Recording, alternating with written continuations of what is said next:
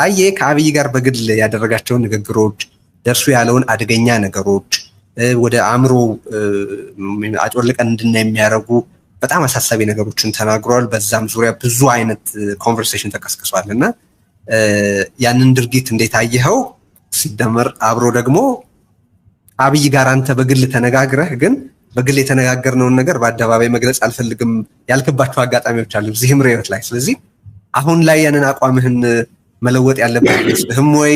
ህብረተሰብ ቅድም የጠቀስኩት ይሄ ህብረተሰብ የሀገሪቱን የመጨረሻ ስልጣን ይዣለሁ የሚለው አእምሮ ምን ያህል ርቀት ሊሄድ እንደሚችል ተረድቶ እንዲዘጋጅም ከአብይ ጋር የነበረህን ኮንቨርሴሽን እና ህዝብ ማወቅ አለበት የምትለውን ዛሬ ልትነግረን ትፈቅዳለህ ወይ ልልህ ነው። ወይ መጀመሪያ ምናልባት እውነቱን ለመናገር ዛሬ አንተና አቶ ገዱ ብቻ መቅረብ ነበረባችሁ ይመስለኛል። እኔ ጊዜውን መሻማት አልነበረብኝም እና አሁንም ቢሆን በቀሪው ሰዓታችን ከኔ ይልቅ ለሱ የተሻለውን ሰዓት መስጠቱ የተሻለ ይመስለኛል። እኔ እናንተ ተሰልችተናል፣ ብዙ ጊዜ በተደጋጋሚ ቀርበናል ማለት ነው እና ፊል ፍሪ እንደው ለኔ ሰዓት ያሳነስከኝ ወይ ምናምን አድርገህ እንዳታስብ ማለት ነው። ወደ ጥያቄ ስመጣ መጀመሪያ እንዴት ታየዋለህ የአቶ ታዬን ካልክ ምንድነው የማየው? እኔ መጀመሪያ የአቶ ታዬን ቁርጠኝነት በምን ትገልጸዋለህ ካልከኝ ይሄ ትልቅ የሆነ ጀግንነት ነው። በጣም ነው የማደንቀው። ሀገር ውስጥ ሆኖ ለልጆቹ ለራሱ ህይወት ሳይሳሳ የሚያውቀውን ነገር በዛ መጠንና ስሜት መግለጹ ለኔ ጀግንነት ነው፣ ምንም ጥርጥር የለውም። አንዱ መረዳቴ እሱ። ሁለተኛው ግን የተናገረው ነገር አዲስ ነገር ነው ወይ የሚለው ላይ እኔ ብዙ አዲስ ነገር አይመስለኝም። ያው እሱ በሂደቱ ውስጥ ከነበረው ተሳትፎ ጋር በተያያዘ የሰማቸውን ያያቸውን ነገሮች መስክሯል። ምናልባት እሱ ከስርዓቱ ጋር አብሮ የቆየ ስለሆነ ቅርበት የነበረው ሰው ስለሆነ ከቅርበትም አልፎ በተለይ ጠቅላይ ሚኒስትሩን በመከላከል በመደገፍ ረገድ ትልቅ ሚና የነበረው ሰው ስለነበረ በሱ አፍ መነገሩ አዲስ ነገር ሊሆን ይችላል። አብዛኛዎቹ ነገሮች ግን ሁላችን ስንነጋገርባቸው የነበሩ ጉዳዮች ናቸው፣ የምናውቃቸው ናቸው። እኔ አሁን አቶ ታዬ የገለጻቸው አብዛኛዎቹ ነገሮች የዛሬ 5 ዓመት በፊት መጽሐፌ ላይ ጠቅሻቸዋለሁ፣ አብዛኛዎቹ ማለት ነው። አዲስ ነገር ነው ወይ ከተባለ አዲስ ነገር አይመስለኝም። ሁለተኛው ማየው ይሄ ነው።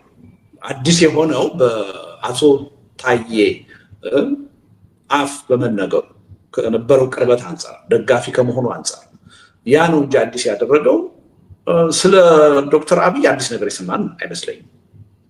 በትክክል በተግባርም ሲሰራቸው ይኖራቸው በተለያየም መድረክና ሁኔታ ሲያራምዳቸው የነበሩ አቋሞች የበለጠ የሚያረጋግጥ ነገር ነው የቀረበው እንጂ አዲስ ነገር ነው የሚል እምነት አለኝ። ሶስተኛው ግን አሁን የስርዓቱ ደጋፊዎች አቶ ታዬ የተናገረው ነገር ወይ የተዛባ የተጋነነ አንዳንዶቹም የፈጠራ እንደሆነ አድርገው ለመናገር ሲሞክሩ ያለው ለመከላከል ሲሞክሩ ያለው እኔ እውነቱን ለመናገር የታዬ ንግግር እንኳንስ ውሸት ሊሆን የተጋነነም አይደለም። እኔ አቶ ታዬ ከገለጻቸው ነገሮች ውስጥ ተጋኗል ሊለው የሚችለው አንድም ነገር አላገኘም። አብሶሉትሊ እውነት ሆኖ ነው ያገኘሁት። እኔም በተለያየ መንገድ ባሉኝ መረጃዎች በነበሩኝ ተሳትፎዎች የማውቃቸው ነገሮች ናቸው የተናገራቸው ነገሮች። ስለዚህ ፍጹም ይሄ በገዢው ፓርቲ አጋሮች ደጋፊዎች በሱ ላይ አሁን የተከፈተው ዘመቻ ሐሰት ነው። የተናገራቸው ነገሮች ሁሉ እውነት ናቸው። እንኳንስ የፈጠራና የሐሰት ሊሆኑ በእኔ እምነት የተጋነኑም አይደሉም። እና ይሄንን የሚያጠናክሩ ይሄ ነገር እውነት መሆኑን የሚያሳዩ እኔ ብዙ መረጃዎች አሉኝ ማለት ነው። በራሴ ብቻ ሳይሆን ልክ እንደ አቶ ታዬ ለስርዓቱም ቅርበት የነበራቸው ሰዎች በተለያየ መድረክ ተገኝተው የሰሟቸውን የነገሩኝ ነገሮች አሁን አቶ ታዬ ያለው ነገር እውነት መሆኑን የሚያረጋግጡ ነገሮች እና ሶስተኛው ነገር ይሄ ነው። እኔን ወደ ጠየቀው ጥያቄ ልምጣ። ስትጋብዘኝ ገምቻለሁ መቼም ቴዲ ጋር ቀርቤ አሁን ይሄን ጥያቄ ሊያልፈው አይችልም ብዬ ገምቻለሁ። መነሳቱን ተገቢ ነው የሚል እምነት አለ። እርግጥ ነው ተናግሬያለሁ እዚህ ቀደም በግል ስልጣን ወይም ጠቅላይ ሚኒስትር ከመሆናቸው በፊት ከነበረን ግንኙነት በጣም የላላ ግንኙነት ማለት ነው ውጪ የሀገሪቱ ጠቅላይ ሚኒስትር ሆነው ከተመረጡ በኋላ ቢያንስ ብቻዬን 3 ጊዜ አግኝቻቸዋለሁ እና በእያንዳንዱ ግንኙነት ለ90 ደቂቃ ያህል አውርቻለሁ። አንድ ኮሚቴ ውስጥም ደግሞ ገብቼ ስለነበረ በዛ ኮሚቴ አማካኝነት በተለያዩ ስብሰባዎች አማካኝነት ደግሞ 3-4 በርከት ያሉ ሰዎች በተገኙበት ስብሰባዎችም አግኝቻቸዋለሁ እና በነዛ ሂደቶች የሰማኋቸው ነገሮች አሉ።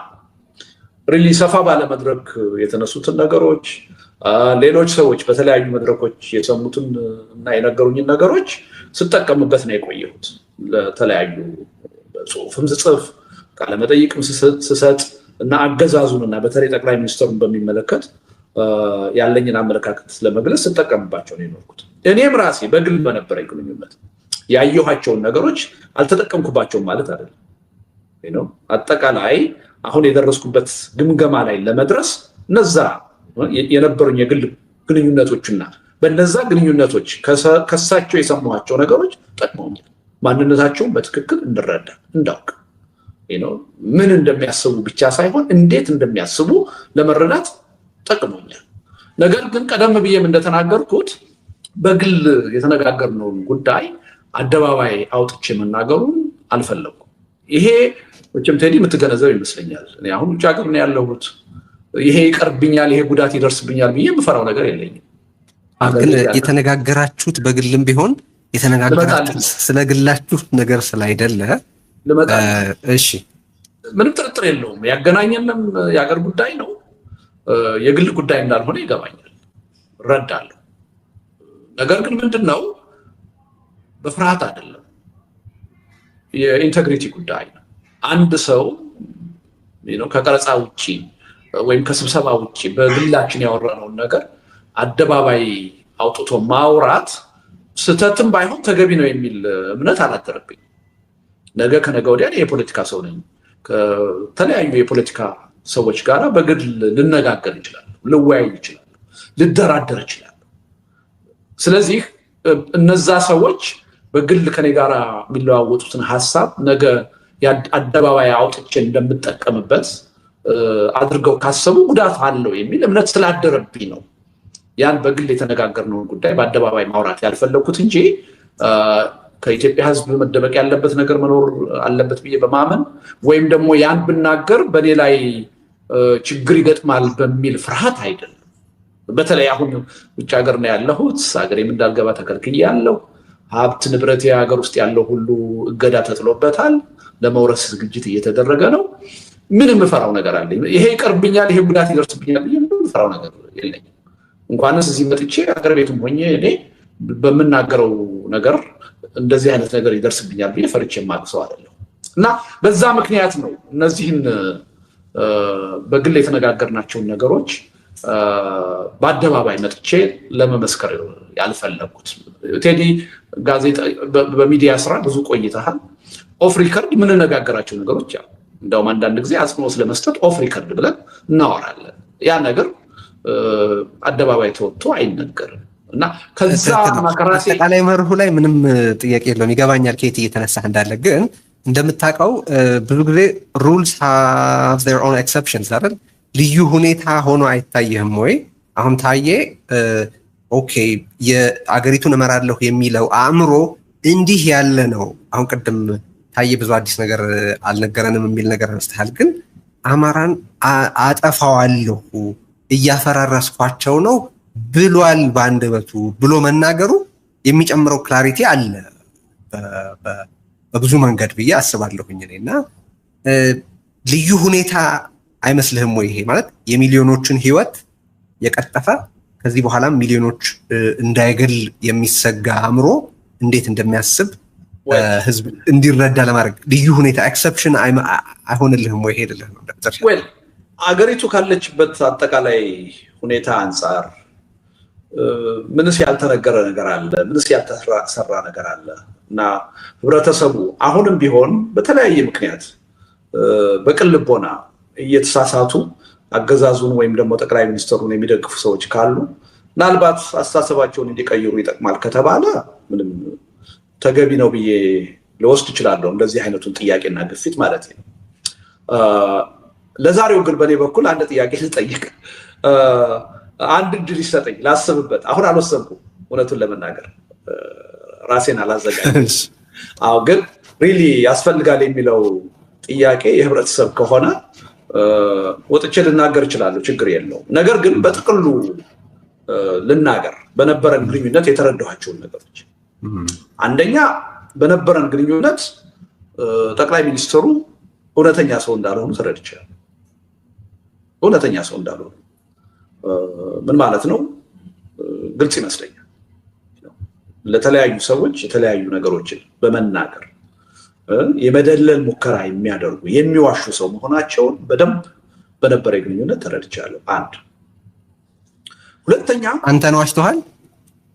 አዎ ዝርዝሩን ሌላ ጊዜ እንመጣበታለን። እሺ አይ እንደው በጥቅሉ ልጥቀሳቸው ምን ተረዳህ የሚለውን ነገር። እሺ ሁለተኛ አገሪቱንና በአገሪቱ ውስጥ ያለውን የፖለቲካ ቅራኔ በአግባቡ እንደማያውቁት ተረድቻለሁ። በነበረን ግንኙነት ፈጽመው ዲታችድ የሆኑ ኢትዮጵያንና በኢትዮጵያ ውስጥ ያለውን የፖለቲካ ቅራኔ የማያውቁ ሰው መሆኑን ተረድቻለሁ። ሁለት ሶስተኛ በዲሞክራሲ የማያምኑ አምባገነን መሆናቸውን ተረድቻለሁ።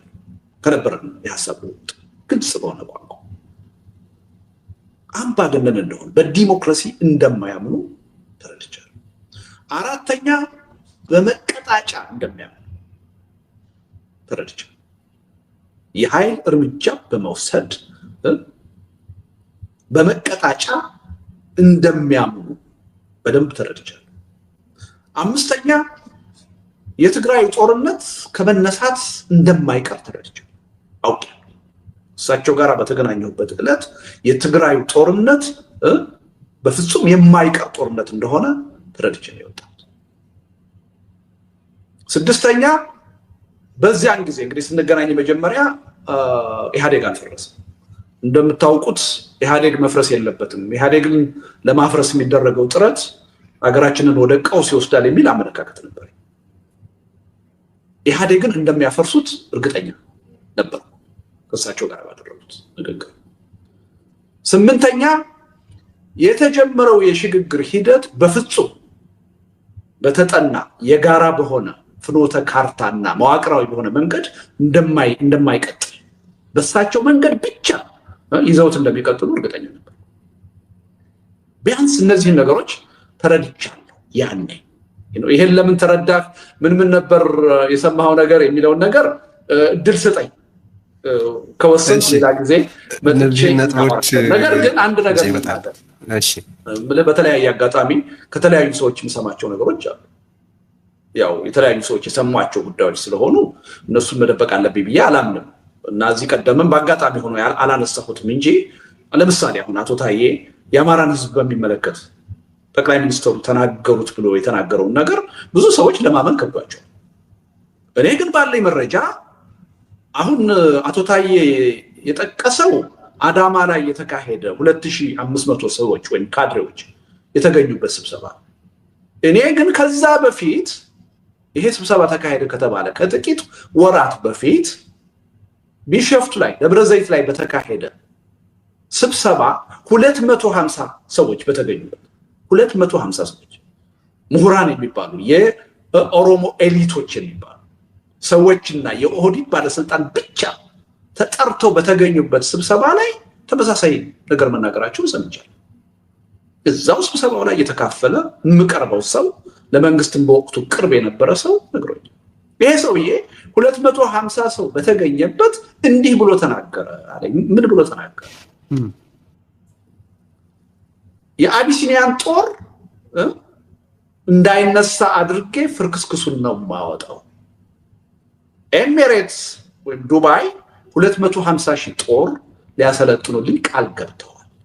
ኢሳያስ 250,000 ጦር ሊያሰለጥንልኝ ቃል ገብቷል። ከዚህ በኋላ የአቢሲኒያ ጦር በኢትዮጵያ ሚና አይኖረውም ብሎ 250 ሰው ባለበት መድረክ ተናገረ። ደነገጥና ሻይ ሰዓት ላይ እንዴት ይሄ ሁሉ ሰው ባለበት እንዲህ ብለህ ትናገራለህ ብዬ ስለው የትም አይደርሱም አትፍራ አለኝ ብሎ ነገር እና አሁን አቶ ታዬ የተናገረው ነገር ለኔ ምንም አዲስ ነገር አይደለም። ደጋግሜም ስናገር ሰምተኸኛል። እንደዚህ አይነት አስተሳሰብ አለ። ሰሜኑን ከዚህ በኋላ ከስልጣን ውጭ እናደርገዋለን፣ እናዳክመዋለን የሚል ሴራ አለ። ይሄ ሴራ የብልጽግና ሴራ ነው ወይ እንደ ድርጅት ነው ብዬ አላምንም። የኦሮሞ ኤሊቶች ሴራ ነው ወይ ነው ብዬ አላምንም። የጠቅላይ ሚኒስትሩ አስተሳሰብ ነው። ይሄን ሴራ ማፍረስ አለብን። የትግራይ ህዝብና የአማራ ህዝብ ይሄን ሴራ ግንኙነቱን አጠናክሮ አሻሽሎ ማክሸፍ አለበት ብዬ ስታገል ነው የኖርኩት። ታውቃለህ፣ አንዱ መነሻ ይሄ ነበር። ስለማቅ ነው ማለት ነው። ተመሳሳይ ነገሮችን ላነሳ እንችላለን። ዞሮ ምን ለማለት ነው የፈለግኩት፣ አቶ ታዬ የተናገራቸው ነገሮች እኔ በደንብ ነው የተከታተልኩት። አንዱም አይደለም ሐሰት መሆን አይደለም ውሸት መሆን የተጋነነ አይደለም። ይሄን የኢትዮጵያ ህዝብ በደንብ ማወቅ አለበት።